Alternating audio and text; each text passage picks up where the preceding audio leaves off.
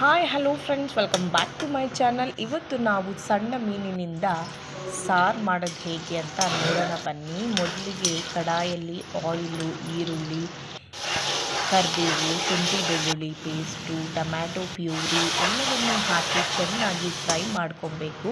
Fry ಆದ ನಂತರ ಇದಕ್ಕೆ ಕಲ್ಲುಪ್ಪು, ಅರಿಶಿನ, ಚಿಲ್ಲಿ ಪೌಡರ್, ಧನಿಯಾ ಪೌಡರು, ಜೀರಿಗೆ ಪೌಡರು, ಸ್ವಲ್ಪ ಕಾಳು ಮೆಣಸಿನ ಪೌಡರು ಎಲ್ಲ ಹಾಕೊಂಡು ಚೆನ್ನಾಗಿ ಫ್ರೈ ಮಾಡ್ಕೊಳ್ಳಿ ಎಣ್ಣೆ ಬಿಡೋ ತನಕ.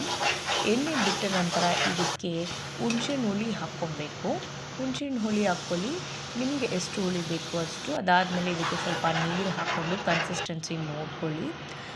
ಕನ್ಸಿಸ್ಟೆನ್ಸಿ ನೋಡ್ಕೊಂಡಾದ ನಂತರ ಈ ಮೀನು ಹಾಕ್ಕೊಬೇಕು. ಈ ಮೀನು ತಿನ್ನೋಕ್ಕೆ ತುಂಬ ಟೇಸ್ಟಿಯಾಗಿರುತ್ತೆ, ಬಟ್ ಕ್ಲೀನ್ ಮಾಡಬೇಕಾದ್ರೆ ಅಷ್ಟೇ ಕಷ್ಟ ಆಗಿದೆ. ಶಾಪಲ್ಲಿ ಕ್ಲೀನ್ ಮಾಡಿದ್ರು ಮನೇಲಿ ಮತ್ತೆ ಕ್ಲೀನ್ ಮಾಡಬೇಕು, ಬಟ್ ಟೇಸ್ಟ್ ವೈಸ್ ಚೆನ್ನಾಗಿದೆ. ನೀವು ಟ್ರೈ ಮಾಡಿ. Thank you.